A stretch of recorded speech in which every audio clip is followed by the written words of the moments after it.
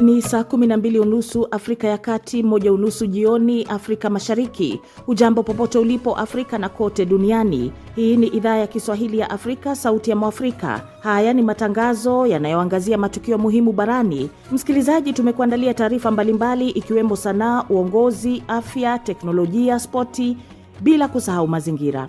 Jina langu ni Ann Ngugi. Andamana nasi kwenye ukurasa wetu wa Facebook, YouTube, X na TikTok. Tafuta idhaa ya Kiswahili ya Afrika. Karibu mpenzi msikilizaji, tuandamane. Kwa wasikilizaji wetu wa Kenya, hasa katika mwambao wa pwani na viunga vyake, mnaweza sasa kutusikiliza kupitia redio Kaya ambayo inasikika kupitia FM 93.1 hapo jiji kuu la Mombasa. Pia inasikika hapo Kwale, Kilifi, Taita Taveta na Lamu. Eneo zima la pwani inarusha habari zetu pia kupitia masafa marefu. Karibu sana wasikilizaji wetu wa pwani ya Kenya. Nchini Tanzania mnaweza kutusikiliza kupitia FM 92.5 Highlands FM, redio iliyopo katika mkoa wa Mbeya na ukanda wa Nyanda za Juu Kusini. Hii inarusha matangazo yetu na kuwafikia zaidi ya wasikilizaji milioni 3 kote Mbeya na viunga vyake. Mikoa ya Songwe, Mafinga, upande wa kaskazini wa Njombe, Rukwa pamoja na maeneo ya kaskazini ya Zambia na Malawi. Ukiwa Afrika Kusini, unaweza kutusikiliza kupitia SA Swahili FM radio pale mji wa Johannesburg kila siku. Pia inapatikana kwa masafa marefu. Ni mwanzo wa juma na kama ibada, Jumatatu tunatenga kujadili kwa upana matukio kutoka viwanjani. Hii leo tunaleta sauti ya wachezaji na mashabiki kutoka viwanja vya mashariki mwa nchi ya Jamhuri ya Kidemokrasia ya Kongo. Ni nchi ambayo imevaliwa na changamoto za kiusalama, lakini licha hayo, viwanjani kuna shangwe na nderemo. Basi tutakuwa tunasikia mengi kutoka kwa viwanja vya mashariki mwa nchi ya Jamhuri ya Kidemokrasia ya Kongo muda usiokuwa mrefu. Lakini kwanza tupate taarifa za habari na Ngendo Angela. Viongozi wa Afrika wanapokusanyika Addis Ababa kwa mkutano Umoja Afrika, wataalamu wa afya wanaonya kuwa usalama wa afya barani uko hatarini. Mashirika ya kiraia na wataalamu wanasema enzi ya kutegemea wafadhili yamefika mwisho kufuatia kupungua kwa zaidi ya 70% ya misaada ya kigeni pamoja na mzigo mkubwa wa madeni. Imebainika nchi 34 za Afrika zinatumia fedha nyingi kulipa riba ya madeni kuliko kugharamia afya za raia wao, hali inayotajwa kama ubaguzi wa kifedha. Tukisalia hapo Ethiopia, mamlaka nchini humo zimetaka nchi jirani ya Eritrea kuwaondoa wanajeshi wake walioko mpaka kati ya pande mbili, Addis Ababa ikisisitiza wanajeshi hao wako ndani ya ardhi yake. Mamlaka za Asmara hazijatoa tamko lolote kuhusu agizo hilo ambalo limetolewa kupitia taarifa waziri wa mambo ya nje wa Ethiopia. Utawala wa Rais Mkuu Abiy Ahmed umelalamikia Eritrea kwa tuhuma kwamba imekuwa ikitoa silaha kwa makundi yanayopigana nchini Ethiopia. Nchi hizo mbili ziliwahi kuhusika na vita kati ya mwaka wa 98 na 2000 ambapo raia 100,000 walipoteza maisha yao. Matukio sasa yanazua wasiwasi kuhusu kuzuka upya kwa vita kati ya Addis Ababa na Asmara. Dakar, Senegal. Polisi nchini Senegal wamewakamata watu 14 wanaohusishwa na genge la mtandao ambalo linawaharibu na kuwalawiti watoto ambao wamekuwa wakifanya uhalifu huo nchini humo na pia wakiwa na washirika wengine nchini Ufaransa. Waliokamatwa walikuwa raia wa Senegal na polisi wanasema genge hilo limekuwa likiwaharibu watoto, kuwabaka wavulana chini ya umri wa miaka 15, ambapo pia wamekuwa wakiwaambukiza kwa makusudi watoto hao virusi vya ukimwi. Cha kutamausha ni ripoti ya polisi inayonadi kwamba watoto waathiriwa dhulma hizo walichukuliwa kanda za video wakati watesi wao wengi waliokuwa na virusi vya HIV wakiwa wanawabaka. Nchini Ufaransa, washukiwa wengine walikamatwa na wanasubiri kufunguliwa mashtaka. Polisi wa Senegal wameapa kuvunja mtandao huo na wameomba jamii kutoa taarifa wanaposhuku vitendo vya watoto kuharibiwa. London, Uingereza. Mfalme Charles III wa Uingereza pamoja na Malkia Camilla wametoa mwaliko rasmi kwa Rais wa Nigeria Bola Tinubu, ambapo kiongozi huyo atafanya ziara ya kwanza ya kitaifa Uingereza, ikiwa ni ya kwanza kwa karibu miongo 4 tangu Nigeria kualikwa kwa ziara ya kitaifa.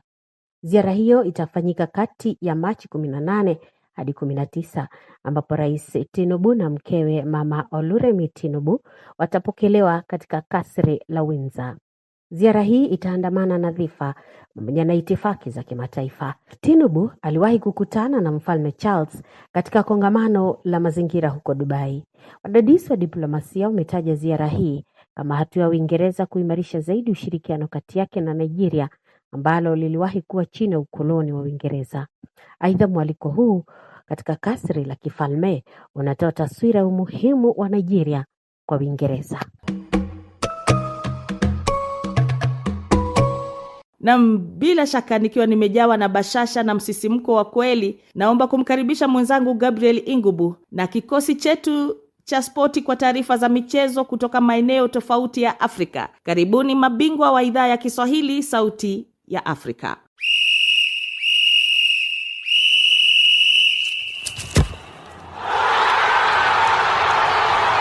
Jumatatu nyingine tunakutana katika michezo moja kwa moja hadi eneo la maziwa makuu. Tunafungulia jamvi letu mashariki mwa DRC. Mara nyingi habari kutoka mashariki mwa DRC huwa ni za machafuko, lakini umewahi jua kwamba sehemu hii pia maisha shamra ipo? Raundi ya pili ya awali ya toleo la 60 kombe la Kongo ya anza jijini Butembo mashariki mwa DRC. Kwenye mechi hizo DC Virunga na Kabasha kutoka Goma wanashiriki. Mzeke Dide anacheza kama yeye.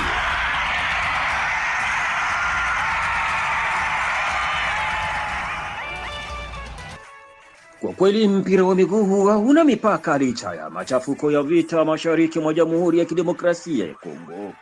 Raundi ya pili ya awali ya toleo la 60 la kombe la Kongo maeneo ya Kivu Kaskazini ilianza mwishoni mwa wiki mjini Butembo, nafasi ambako siku ya Jumapili ya tarehe Februari 8 timu 4 zilishuka uwanjani kupimana misuli. Kwanza kabisa mnamo saa za alasiri, Beni Sports kutoka Beni walikungutana na Etincelle ya huko Katwa Butembo kwenye stadi Andre Van Nevel. Huku timu la Beni linalojulikana kwa jina maarufu Casque Bleu kwa kimombo inayomaanisha helmeti za blue, walionyesha makucha ya kunyamazisha Etincelle ya Butembo kwa goli moja bila jibu. Bao pekee la mechi hiyo lilifungwa na mshambulizi machachari Kambale Mwimbi Boba katika dakika ya 10 ya mwanzo na kuipa FC Beni Sport ushindi kwa kuanza vyema mashindano hayo kwa goli moja tu, goli linalohumiza na kuhuma kwa sababu timu linalopoteza ucheza kwa bidii kwa nia ya kusawanisha, lakini juhudi za Etincelle zilirambulia patupu wakitoka uwanjani bila lolote mnamo dakika 90 za kawaida. Nilizungumza na mwana michezo wa RTRDST Kadembi kunipa picha ya mazingira ambamo mechi hizo zilichezeka. Nimefuata mechi mingi za hii Coupe du Congo kwani zilianza pawicha na yenyewe wanaita faza eliminatoire, na kwa leo hizi mechi zinachezewa pa Butembo na kunakuwa timu mingi zenye zinahusika na hii Coupe du Congo na nataja mfano Kapako ya Beni, Beni Sport, Etoile de Beni, Beni Union. Kunakuwa matimu kama Nyuki, Dauphin Noir ya Goma, kunakuwa Virunga, kunakuwa pia Kabasha, kunakuwa matimu kama Sokozaki, kunakuwa pia matimu kama Etincelle ya Butembo. Yani sijaona dalili ya vita kwenye mechi hizi, kwani watu wanakuja wengi kufata hizi mechi na kunakuwa kabisa shampra kwenye mechi hizi kwa hii 60e edition ya Coupe du Congo kufaza eliminatoire pale Wicha. Na pa Butembo kunakuwa pia watu wengi wanaingia kwenye viwanja vya mchezo, na ile inaonesha ya kwamba wachezaji pia na wale wenyewe wiko nafata wanakuwa hizi mechi zinawasaidia kusahau kwa muda kidogo hii hali ya vita yenye inafanyika kwenye Jamhuri ya Kidemokrasia ya Kongo. Mechi ya pili ilikuwa pambano kali lililosubiriwa kwa hamu na mashabiki wa kandanda maeneo haya, pambano ambalo lilikutanisha DC Virunga ya Goma, eneo linaloikaliwa na muungano wa FCM 23 ambao walipimana nguvu na wenyeji Butembo AS Nyuki. Hii inaonyesha kwamba mpira wa miguu haina mipaka wala kujali siasa, bali wanaishi kwa mshikamano na maridhiano ya vijana bila mipaka. Kwenye mechi hiyo, licha ya nafasi nyingi zilizoonekana kwa timu ya nyumbani mbele ya mashabiki wao, DC Virunga kutoka Goma nao walinyamazisha AS Nyuki kwa bao lile moja lililojazwa mnamo dakika za mwanzo. Wala hilo halikubadilika hadi pale referee alipoamua kupiga firimbi ya mwisho. Basi baada ya hayo nini kitafuata? Bwana michezo Desti Kadembi alirejea. Hizi mechi za Coupe du Congo zitaendelea kesho siku ya pili kunako kiwanja cha Entre Vanvel pale Butembo, na kutakuwa mechi mbili. Timu la Kapako la jijini Beni litachuana na timu la Makomine, timu linaoitwa Makomine la pale Mangurujipa, na hii mechi itakuwa pale kunako kiwanja cha Entre Vanvel pa Butembo na itaanja na saa 7:13 pale Butembo. Pia mechi ya pili itakuwa Dauphin Noir ya Goma, ni timu ya Goma ndio itachuana na Sokozaki, inakuwa timu ya pale Butembo. Hii mechi itaanja 15h pale kunako kiwanja cha mchezo cha Entre Vanvel pa Butembo. Kwa sasa kutokana na ushindi mdogo lakini wenye thamani unaoruhusu FC Beni Sport kuanza vyema raundi hii ya pili ya awali, mechi inayofuata na ile mechi ya blue yani Beni Sport kutoka Beni imepangwa kufanyika Jumamosi Februari 14 mwaka wa 2026 dhidi ya US Sokozaki wenyeji Butembo, wanaojulikana kwa jina la utani Mukulumbuka kwa lugha ya Kilingala, ikimaanisha mwenyeji mji kwa Kiswahili. Tunapotoka kwa mechi za wikendi na kuangalia mbele, ratiba ya kufuata inajumuisha mechi mbili Jumanne hii Februari 10 mwaka wa 2026. Siku hiyo AC Kapako kwa maarufu Mutuka Munene kwa lugha ya Lingala, ikimaanisha gari kubwa kwa Kiswahili, watamenyana dhidi ya AC Makome saa 7 baada ya dhuhuri, nayo AC Dauphin Noir kutoka Goma watakutana na US Sokozaki ifikapo saa 9 majira ya Afrika ya Kati. Ametuarifu Doste Kadembi wa redio shirika RTR. Kwa niaba ya michezo, Msekeride, idhaa ya Kiswahili ya Afrika, sauti ya Afrika, Beni.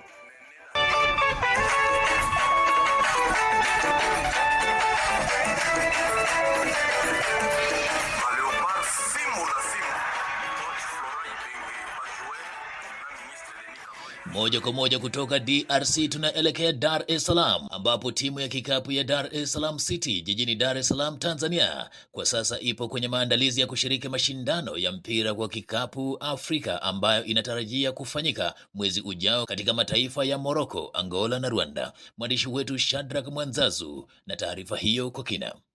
Mabingwa wa mpira wa kikapu nchini Tanzania, timu ya Dar City kwa sasa wapo kambini wakiendelea na maandalizi ya kuelekea kushiriki katika mashindano ya Afrika ABL ambayo yatafanyika katika mataifa matatu. Dar City kwa sasa ni timu tishio katika mchezo huu wa mpira wa kikapu basketball, baada ya timu kongwe kama JKT pamoja na timu ya Pazi kutoweza kutamba kwa miaka kadhaa. Kwa sasa nimezungumza na kiongozi wa timu hiyo ya Dar City ambaye ni meneja wa timu hiyo kutoka kufahamu maandalizi ya timu hiyo kuelekea kwenye mashindano hayo. Saidi Mirondo: maandalizi yako salama, yako safi. Tumeanza muda mrefu, leo tumeingia wiki ya 4 ya maandalizi. Tunajiandaa kwa muda mrefu, tunataka tujiandae kwa takriban wiki 6 hadi 8 ili tuwe imara kwenye mashindano. Kwa sasa mko kambini ama mko wapi katika maandalizi yenu? Sisi tulianza na program tofauti. Tulianza kwa kuandaa wachezaji wa ndani kwanza. Kwa tumeandaa wachezaji wa ndani kwa wiki 4. Kwa hii wiki ya 4 tunamalizia. Then utakuja international players ambao ni 5 na wachezaji wengine wa Tanzania ambao hawapo ndani ya nchi sasa hivi watakuja kuungana na wengine wote kwa pamoja kuweza kuunda timu ambayo itashirikiana na hao waliokuepo kupata timu moja ambayo itaenda kushiriki mashindano. Ni wachezaji gani ambao wa kimataifa ambao wako nje na kuja kwenye kujiunga na timu ya Dar City? Ndio tuko kwenye mchakato kwa sasa, tuwezi kutoa majina kwa sababu zote ambazo tunazo, lakini tutatoa majina pale ambapo tutaanza kuwatangaza kwamba tumewasign, sababu pia za kibiashara na kulinda kikosi chetu kutoa mapema kwa wapinzani. Kwa hiyo wachezaji ni wa nje ambao wengine washawahi kucheza, wengine ni in short ni international players ambao wanacheza ligi sehemu mbalimbali Ni mara ya kwanza kama nchi tunapata nafasi ya kushiriki, lakini tunataka to make a statement, nasema kwa Kiingereza, to make statement ili wajue kwamba kuna basketball Tanzania pia. Kwa hiyo tupo kwenye tazamio huo wa kuweza kufanya kitu kikubwa kwa kuwakilisha nchi pakubwa. Kwa hiyo tunapambana kila tunaloliweza ili tuweze kufanikisha hilo, kwa kusajili vizuri, kwa kuandaa timu vizuri, kuleta makocha bora ili kikosi ambacho tutakachokipata na kule tunapokwenda tuweze kupata matokeo mazuri na kuweza kufika fainali na kuweza kuchukua ubingwa kabisa, sababu tunataka tuende mara moja kwa zote kama Dar City ilivyo. Tulipanda daraja tukachukua ubingwa msimu wetu wa kwanza, ndio. Kwa hiyo na tulivyoenda NBL hivyo hivyo. Kwa hiyo tunataka na safari hii tulivyoenda BAL tukafika moja kwa moja, ni mara yetu ya kwanza kushiriki na mara hiyo tukaingia BAL. Katika ardhi yetu ya Tanzania ni timu ambayo imefanikiwa kuchukua ubingwa wa michuano ya ligi ya Dar es Salaam pamoja na michuano ya ligi ya mkoa ambayo inafanyika kitaifa kila mwaka. Ukiwatazama Dar City ni klabu ambayo imeamua kuwekeza sio tu katika majina makubwa nchini Tanzania, kwa sababu unavyozungumza wachezaji nyota wote katika nchi yetu akiwemo Amini Mkosa, Hashim Thabiti, Haji Mbegu, wote wanapatikana katika kikosi cha Dar City. Lakini pia wamekuwa ni watu ambao wamewekeza zaidi katika wachezaji nyota, professional players wakitokea nje. Na kuelekea katika michuano ya Basketball African League, katika ile michuano ya Elite 16 Road to Ball, walifanya usajili mkubwa sana, ikiwemo wachezaji kama Deng Deng, Yusuf Doe, walifanikiwa kucheza mpaka hatua ya nusu fainali ya michuano hiyo, na ndio maana wakapata nafasi ya kushiriki michuano hii ya Basketball African League. Ushirikisho wa pwani ya Kenya katika michezo huwa unaipa michezo sura halisi ya Kenya. Pwani inajulikana kama sehemu ya utalii na uwekezaji mwingi uko kwenye sekta hiyo. Kwa mara si moja, Pwani imeshirikishwa kuandaa mashindano ya jamii, kitaifa na kimataifa kama vile mbio za punda kule Lamu, kandanda, riadha na mbio za kimataifa za baiskeli. Nimezungumza na Jafeth Makanaki kuhusu hilo. Sijaona ushirikiano wa Pwani katika michezo ya kitaifa kwa vikosi kama vya rugby, riadha, kama ilivyo sehemu nyingine. Mbona hili liko hivyo? Naweza kusema ya kwamba Pwani ilijiroga yenyewe, iwapo naweza nukuu wimbo wa msanii mmoja wa wimbo wa Injili, kwa sababu angalia hivi, miaka ya 70, miaka ya 80 na hata mwanzo wa miaka ya 90, hakuna timu nchini Kenya, timu yoyote ya taifa ambayo ingekosa nusu ya wachezaji shiriki kutoka eneo la Pwani. Tulikuwa na wachezaji wa soka kama vile Ricky Solomon, tulikuwa na wachezaji wazuri kama Mohamed Abbas, tulikuwa na wachezaji wazuri kama Mohamed Magogo, tulikuwa na kina Albrek, tulikuwa na mchezaji Binzi Mwakolo, mchezaji wa kwanza kutoka eneo la Pwani kucheza mchezo wa kimataifa nje ya taifa hili. Kwenye soka hiyo ni kutaja tu japo wachezaji wachache, lakini kwenye ndondi tulikuwa na mabondia tajika kama vile Suleiman Bilali, tulikuwa na Robert Wangila, tulikuwa na Brian Ajina. Kwenye riadha, kumbuka mwanariadha wa kwanza nchini Kenya kushinda nishani ya dhahabu katika mashindano ya Jumuiya ya Madola alitoka katika eneo la Pwani akijulikana kama Sarafina Ntai. Hii ni sababu tosha kabisa ya kwamba katika eneo hili talanta zilikuwa kochokocho. Sasa baadhi ya wapwani wanasema ya kwamba riadha zimetokana na kabila fulani. Kama vile katika eneo la Pwani, wapwani wamejiroga wenyewe kwa sababu wanasema riadha zimetengenezewa watu wa jamii fulani. Hususan wanataja majirani zetu, ndugu zetu wa Nandi ama vile wa Kalenjin. Ukimwambia shiriki katika masuala ya mbio, wanasema kwamba mbio ni za wa Kalenjin, mbio ni za wa Nandi. Bila kusahau ya kwamba tuko na wanariadha kama kina Helen Obiri ambao sio wa Kalenjin lakini wanafanya vizuri sana. Tuko na wanariadha kama kina Peter Oweru, tuko na watu kama kina Peter Mwangange ambao wanafanya vizuri sana. Hawa hawatoki katika kabila kama vile Nandi ama Kalenjin kama wanavyotajwa. Tukija katika masuala ya ndondi, kumbuka kwamba eneo hili tumebobea sana, lakini kufikia sasa fikra hii imeweza kuingia kwenye vichwa vya wana michezo kiasi kwamba hata kabla ya kushiriki mchezo tayari unakuta ya kwamba mwana michezo ameshindwa, kwa sababu ile fikra na saikolojia amesema kwamba huu mchezo umetengezewa watu wa kabila fulani. Dhana potovu kabisa ambayo imeweza kuchangia. Idadi kubwa ya vijana kwa sasa wanavutiwa na mchezo gani katika sehemu ya Pwani? Soka inafanya vizuri sana katika eneo la Pwani. Ila soka hii, kumbuka kwamba kuna soka aina mbili. Wachezaji wa Pwani wanafanya vizuri sana katika mchezo wa soka, lakini katika eneo la tournament.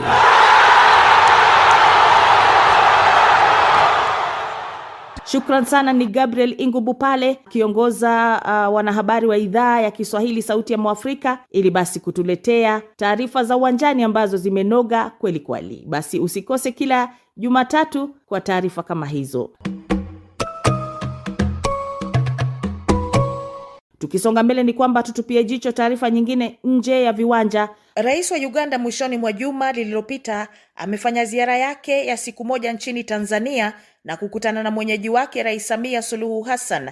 Tanzania na Uganda katika miaka ya hivi karibuni wameanzisha mafungamano ama ushirikiano wa kiuchumi na kiusalama ndani ya nchi hizi mbili. Ili kufahamu zaidi yale yaliyoangaziwa katika ziara hiyo, muda mfupi uliopita nimeungana kwa njia ya simu na mwandishi wa idhaa ya Kiswahili Sauti ya Afrika nchini Tanzania, Leonard Mubali. Kwanza nimetaka kufahamu ziara hiyo ililenga mambo gani katika ushirikiano wa kiuchumi. Katika ziara hiyo ya Rais Yoweri Kaguta Museveni, yapo mambo ambayo walizungumza na Rais wa Tanzania Samia Suluhu Hassan, lakini walijikita zaidi katika ushirikiano wa kiuchumi na miundombinu ya kikanda. Wawili hao hawakuishia hapo, walifikia makubaliano pia ya kupanua ushirikiano wa kimkakati baina ya Tanzania na Uganda, hasa kwenye sekta kama vile nishati, biashara, miundombinu na usafirishaji wa bidhaa. Huku kipaumbele chao sana kikiwa ni katika maendeleo ya mradi wa bomba la mafuta la Afrika Mashariki, yani EACOP, ambapo utakuwa ni mstari wa mbele kwa mujibu wa makubaliano kusafirisha mafuta kutoka Uganda hadi bandari ya Tanga nchini Tanzania. Hayo ni baadhi ya yale yaliyogusiwa katika mtangamano ama ushirikiano wa kiuchumi. Labda Leonard Mubali, ni mambo gani mengine wamezungumzia kando na ushirikiano huo wa kiuchumi? Mambo mengine yaliyogusiwa kwa wawili hawa, Rais wa Uganda Museveni pamoja na Rais wa Tanzania Samia Suluhu Hassan, ilikuwa ni swala zima la usalama, kuleta hali ya utulivu katika eneo hili la maziwa makuu, yani Great Lakes, ambapo Tanzania mazungumzo ya ujenzi wa amani, lakini pia walijadiliana juu ya msaada wa Tanzania kwa Uganda kwa ngazi ya kimataifa na kuunga mkono nafasi za Uganda katika jukwaa la Afrika, ikiwa ni pamoja na msaada kuhusiana na viti vya Umoja wa Mataifa. Hayo pia waligusia. Na pengine historia ya ushirikiano wa Uganda na Tanzania ikoje, Mubali? Uhusiano wa Tanzania na Uganda ni historia ndefu ambayo inaanzia tangu miaka ya 70 huko, ambapo Tanzania chini ya Rais hayati baba wa taifa Mwalimu Julius Kambarage Nyerere ilifikia mwaka 1979 ilifikia hatua ya kuingiza majeshi yake nchini Uganda kwenda kumng'oa Idi Amin. Kwa hiyo unaweza ukaona kwamba hapo ilikuwa ni kama jiwe la msingi la uhusiano. Toka hapo Tanzania na Uganda kumekuwa na uhusiano wa karibu wa kidugu katika nyanja mbalimbali, na wote wakiwa ni wanachama wa Jumuiya ya Afrika Mashariki. Kwa hiyo wanashirikiana kiusalama, biashara, miundombinu. Ndio maana unaona kuna bomba la Hoima la mafuta linajengwa kutoka huko Uganda mpaka huku Tanzania. Lakini kidiplomasia wawili hawa wana ukaribu zaidi, hata zaidi ya nchi nyingine ambazo ni mwanachama wa Afrika Mashariki. Naam, hayo ni mazungumzo naye Leonard Mubali akihitimisha mazungumzo kuhusu ziara ya Rais wa Uganda Yoweri Museveni nchini Tanzania. Hii ni idhaa ya Kiswahili ya Afrika, Sauti ya Mwafrika. Jiunge nasi kwenye Facebook, TikTok na X. Tafuta idhaa ya Kiswahili ya Afrika. Tunakukaribisha ujiunge, yani usubscribe na YouTube ya idhaa ya Kiswahili ya Afrika na kuwa huru kuchangia kwenye makala haya. Mimi ni Anna Ngugi. Sasa matangazo yetu yapo kwenye Radio Communautaire Kivu. Inapatikana katika mji wa Baraka, tarafa ya Fizi, mashariki mwa nchi ya Jamhuri ya Kidemokrasia ya Kongo. Inasikika katika mji mzima wa Baraka na tarifa nzima ya Fizi. Pia inasikika kwenye baadhi ya mikoa ya nchi jirani ya Burundi pamoja na baadhi ya maeneo katika tarafa ya Uvira. Fuatilia matangazo haya pia kwenye Radio Rwanzururu RTR Beni.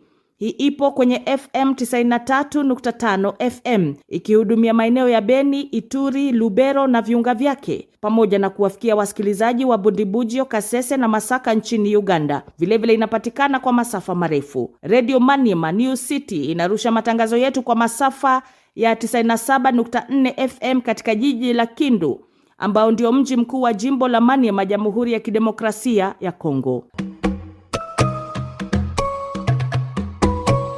Tukisonga mbele ni kwamba Afrika Kusini imetangaza kwamba itawaondoa wanajeshi wake kutoka kikosi cha kulinda amani cha Umoja wa Mataifa MONUSCO kinachohudumu Jamhuri ya Kidemokrasia ya Kongo. Hakuna taarifa zozote zimetolewa kuhusu uamuzi wa Afrika Kusini. Haya yanajiri wakati rais wa DRC Felix Tshisekedi amekuwa ziarani Marekani kuidhinisha mwafaka wa madini na Marekani. Huyu hapa Mbelechi Msoshi akiarifu zaidi kutoka Kinshasa. Katika taarifa yake kwa katibu mkuu wa Umoja wa Mataifa, rais wa Afrika Kusini Cyril Ramaphosa anataka wanajeshi wa nchi yake hao waliokuwa Kongo katika kikosi cha tume ya Umoja wa Mataifa mtini Kongo, haswa kwa nia ya kuunda jeshi mpya mtini mwake.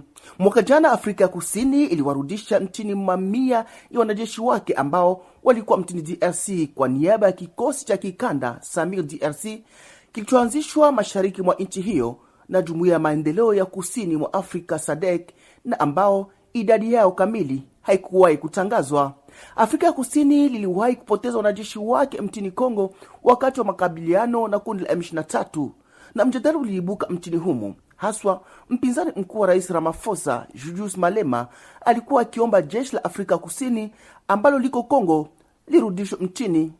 Lakini wajadisi wa maswali la usalama wanahisi vipi kuhusu uamuzi huo wa Afrika Kusini wa kuondoa vikosi vyake nchini Kongo mwishoni mwa mwaka huu? Remi Alonda ni mchambuzi. Ndugu mtangazaji, kufuatana tangazo lililotolewa na serikali ya Afrika Kusini kusema kwamba anataka kuondoa wanajeshi wake ambao wapo kwenye vikosi vya Umoja Mataifa MONUSCO hapa DRC, vimetupa mshangao mkubwa sana, na tunashangaa. Na kwa sababu gani?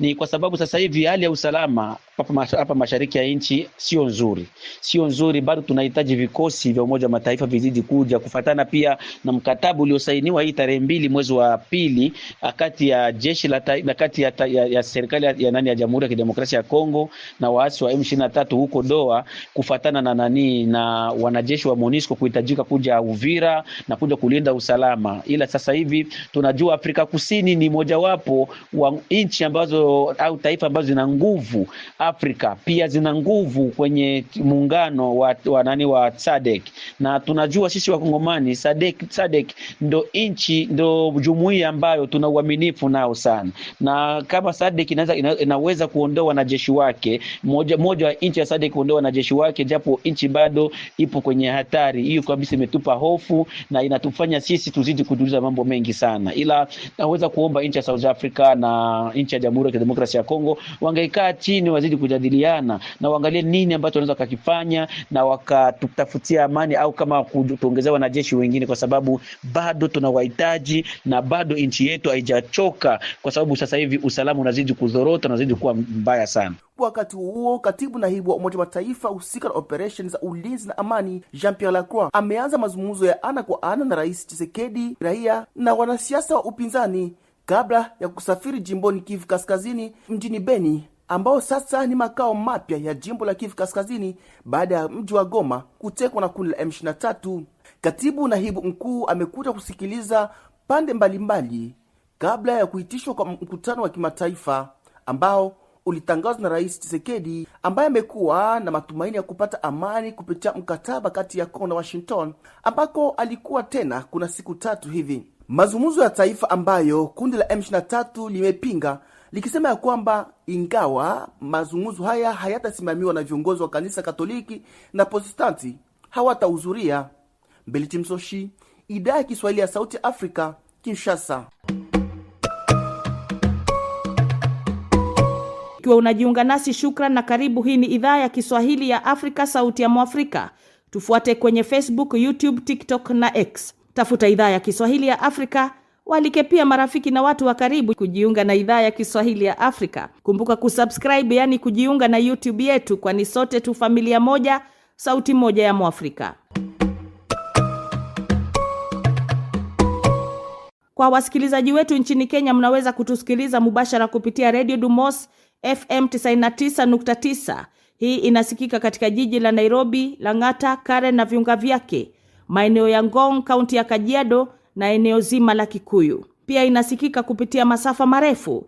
Hii ni sehemu ya jitihada zetu kukuletea matangazo yetu hapo ulipo msikilizaji. Kwa wasikilizaji wetu wa Tanzania, mnaweza kutusikiliza mubashara kupitia Chipuka FM Radio 101.6 Gairo mkoani Morogoro. Hii inasikika pia jiji kuu la Dodoma, Manyara, Tanga na baadhi ya maeneo ya mkoa wa Tabora. Ukiwa hapo mashariki mwa nchi ya Jamhuri ya Kidemokrasia ya Kongo, unaweza kutupokea kupitia redio wa shirika Redio Ngoma ya Amani Fizi, ambayo inapatikana maeneo ya Baraka, Kivu Kusini, na maeneo ya Kigoma nchini Tanzania na Burundi. Hivi karibuni tutakuwa Kigali na Bujumbura kuhakikisha sauti ya Mwafrika inatanda na vile inasikika vilivyo.